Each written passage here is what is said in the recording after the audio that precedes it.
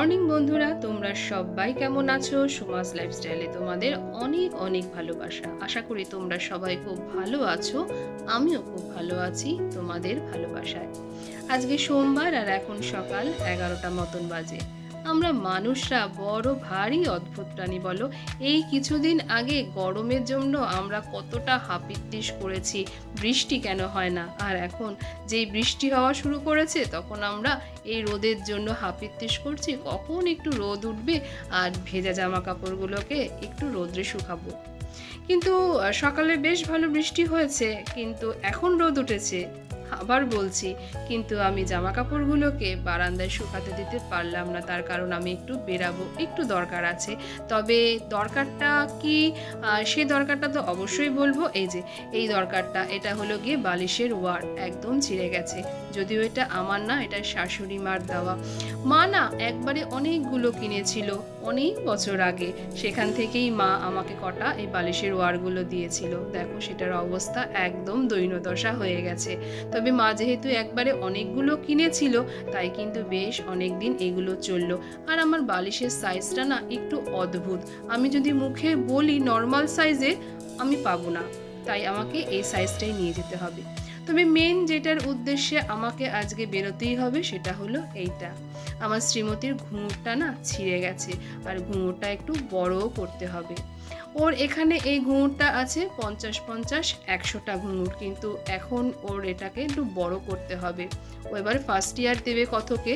তো ম্যাম বললো এই যে দেখো যে দড়িটা এরকমভাবে ছিঁড়ে গেছে। তো ম্যাম বললো তো ঘুঙুরটা একটু বাড়াতে হবে, মানে এখন 100-100-200 করতে হবে।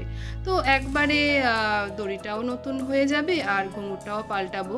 মেন কিন্তু আমার এটাই উদ্দেশ্য, যে ঘুঙুরটাকে আমি ঠিক করতে দেব।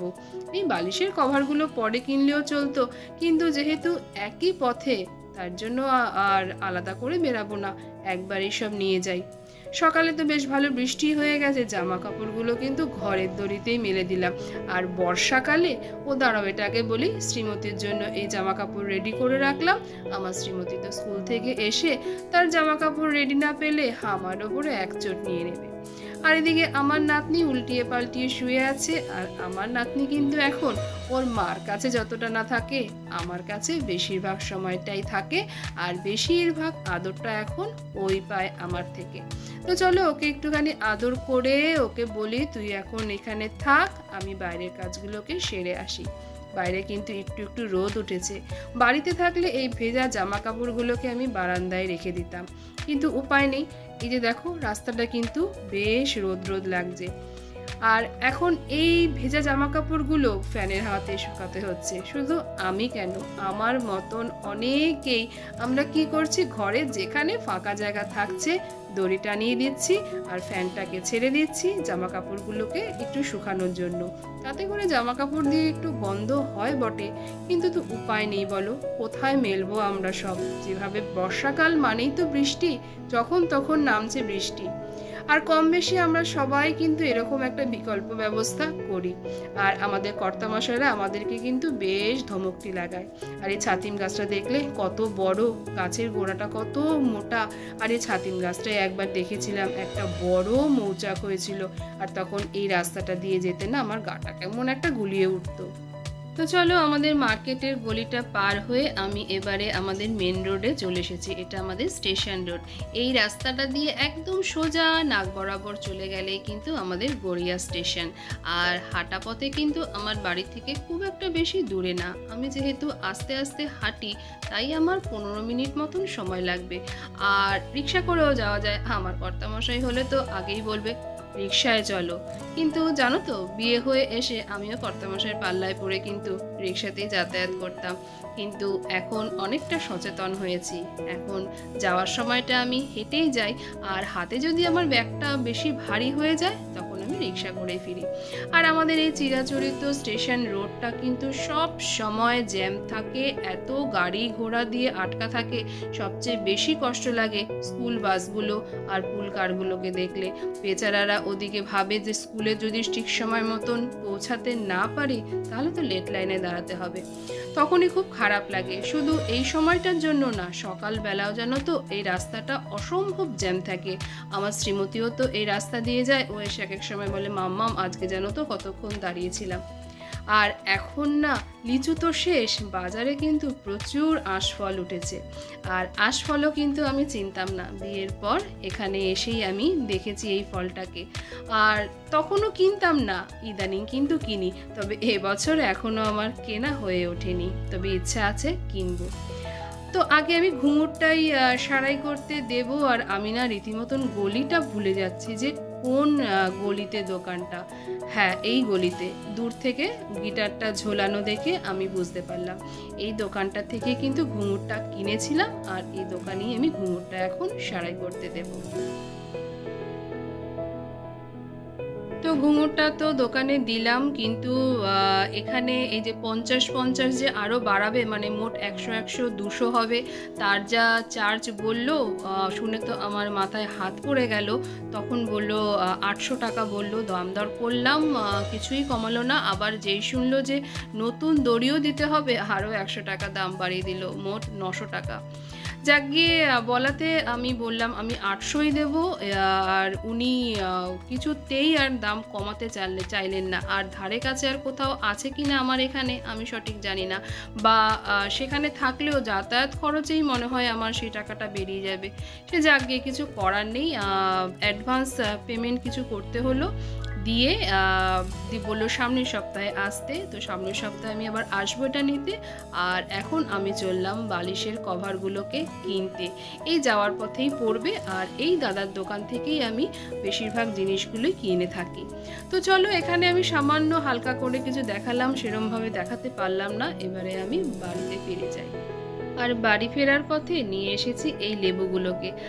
প্রথমে আমি ভেবেছিলাম কিন্তু গন্ধরাজ লেবু, আর যার থেকে কিনলাম সেও খুব জোর গলায় বলছে গন্ধরাজ লেবু।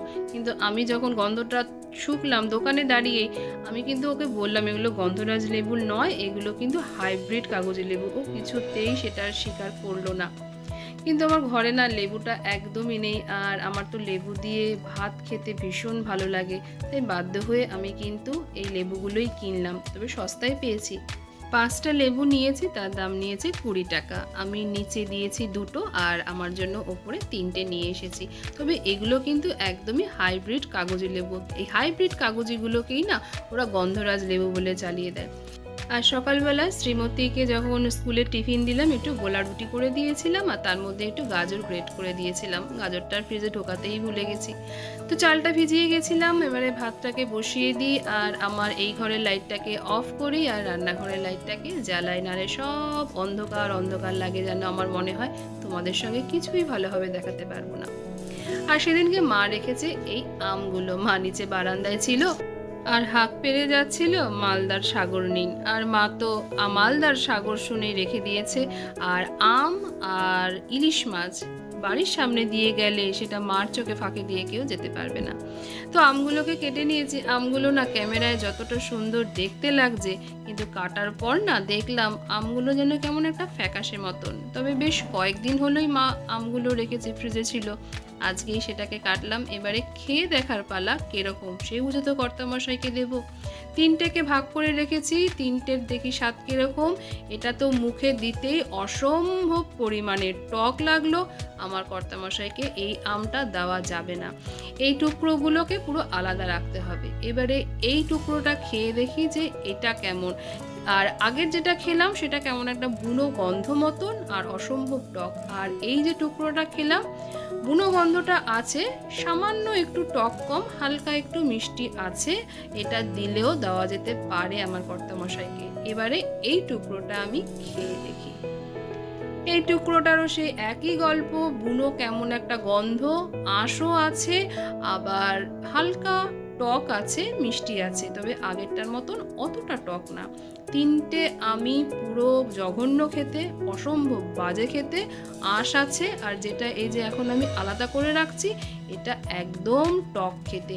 মানে এটা যেন মনে হচ্ছে এখন নুন লঙ্কা দিয়ে ভালো মতন মেখে চটকিয়ে খেলে তবে যদি টেস্টটা আসে।